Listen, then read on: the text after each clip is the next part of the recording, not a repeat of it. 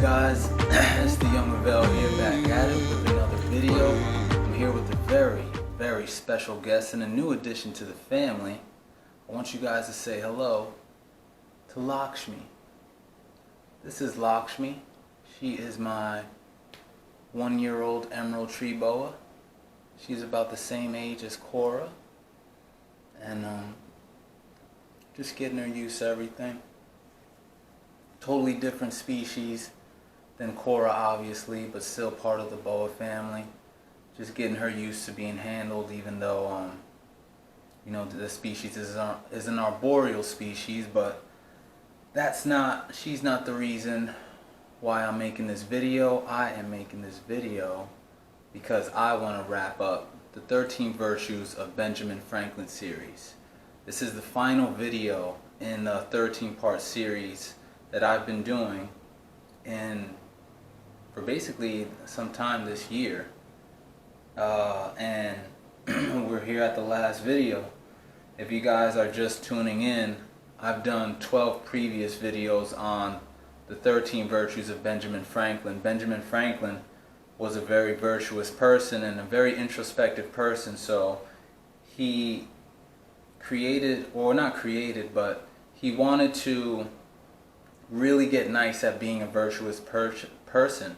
So what he did was he wrote down his 13 virtues and practiced one of them once a week. So he would only focus on one per week. And since there were 13 of them, he ends up cycling through each of the virtues 4 times within a year. So he ends up, he's very noteworthy for being a virtuous person. Hey, baby. She's so beautiful. Hey, honey. Yeah. Yeah, baby. You could see her beautiful, this species is big for the pits on its, I forgot what they're called, but the heat sensing pits. They're very pronounced in this species. So I'm just getting her used to being out. So the previous virtue that we went over was chastity. And it was fitting because we went over that in No Nut November. And now this final virtue is the 13th and final one. And it is humility. Humility. And what Benjamin Franklin says about this is pretty straightforward and interesting, which is pretty straightforward, which is what I thought was interesting. It's very short, and it is imitate Jesus and Socrates. Imitate Jesus and Socrates. And it's funny because I've been doing research on Socrates lately on it was just the evolution, the meaning crisis by this Dr. John Vervaeke of Canada. Brilliant mind, brilliant mind. He spoke with Jordan Peterson, and Jordan wasn't letting him finish his ideas, and his ideas were so great that I was like, you know what? Let me just go on his page and dive into his series. So he ends up going through all of the evolution of consciousness and thought and really introspective things, and for how it goes from Socrates to Plato to Aristotle and on and so forth. And one of the interesting things that Socrates said that we all know is, know thyself. Know thyself. And a lot of people think that when Socrates said know thyself, he was talking about it in terms of know who you are, know your know where you come from, that kind of thing. Know who you are, know thyself. But in actuality, what Socrates was saying was, know how you operate. Know how you operate. Because Socrates went into so many deep nuances of how the human psyche works and how what it means to be rational in terms of rationality as it's related to the cultivation of wisdom. It's not just about knowing oh, I know who I am, or I know what kind of person I am. No, it's deeper than that. It's know how you operate.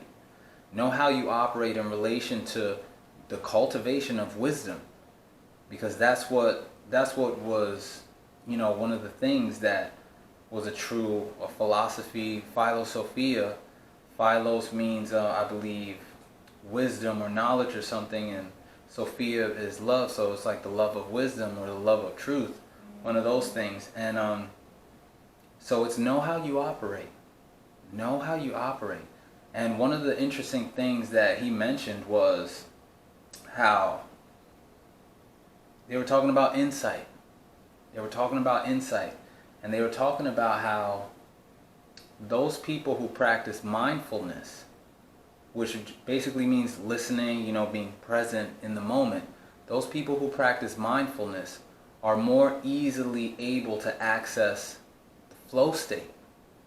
And when you access the flow state, you are more easily, what's given to you in the flow state? Cascading insights. Insight one after the other, one after the other. And these are progressing you in whatever field, in whatever action that you're doing at that moment. So it's interesting because that is all related to mindfulness. It all starts with mindfulness. And mindfulness is you being conscious and being aware and being present within your own mind. Listening, observing, being present. And it's interesting how that allows you to access the flow state, which then gives you insight, and insight is what leads to progress. And progress is another word for God.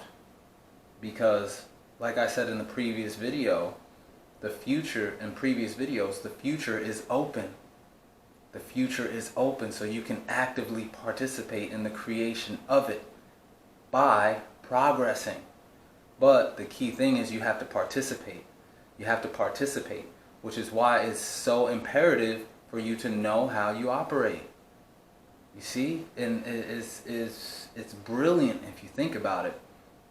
And it's very important that you participate, because if not, you're just gonna be washed away in the creation of other people's futures, because again, the future is open. So it is new things are birthing, but do you have a say in it? And you know me, I'm not really a religious guy, but I'm imagining when Benjamin Franklin says imitate Jesus, he's talking about be right of character, be righteous, those tenets that we all know from the Bible. Treat others as you would treat yourself, the golden rule. And be close to the Most High, be close to God, the universe, whatever you believe in, be close to it. You know what I'm saying? The higher power, because there is a higher power that we all come from. Her and I, myself and Lakshmi, we share the same source. I'm honored that she's here with me. I'm honored that Cora is here with me. And Cora just had a big meal on Friday, so she is definitely sleeping. She's digesting, and I've only had her for a little over a week. So she's still getting used to the transition and whatnot, but we still come from the same place. You know what I'm saying? And it's in those things, it's in those understandings that allows me to behave in a certain way, knowing that we're all in this together on some level. So I find it interesting that I'm doing this final video at the end of the year, and it's on humility. Humility. Know that you don't know it all. You're tied to something bigger. Move forward. Let that curiosity spark you forward. And just understand that you'll never know it all, which is great. Let's be glad that it's set up that way. And as we move forward, it is that knowing that we won't know everything, ever. We can move with our kind of heads, bow down in the presence of the Most High. You know what I'm saying? Obviously, be confident with your chest up, but don't be a know-it-all, because that's literally impossible. There's always more to learn. There's always more to learn. And I think that's one of the tenets that Benjamin Franklin kind of was leaning towards when he was talking about these great personalities. Imitate Jesus and Socrates. You know, they were on some level, well, I don't know about Jesus so much, but I know Socrates was on a quest for learning, you know, quest for knowledge. And I know Jesus was a humble servant, you know, as God, you know what I'm saying? And at the end of the day, in service to God's will, you know, move in service. You know what I'm saying? We're all in this together, and you're tied to the Most High.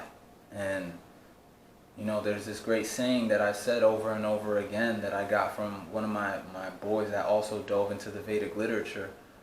My service is my shelter. You know, your service is your shelter, because we're not going to be here forever. In this material world, we're surrounded by a lot of illusion. A lot of illusion in the material world. And a lot of pain, a lot of suffering. And you can do your best to mitigate that by being in service. Because when you're in service, unconditional service, when you're in unconditional service, your actions don't have a karmic reaction tied to it. So you put yourself in the best position as you move forward. Because there's no, it kind of frees you up from, Hindu literature calls a sinful reaction or pious reaction. Pious reaction is good karma. So even if you have a good amount of karma tied up, you're going to have to, according to the Vedic literature, exhaust that account. You know what I'm saying?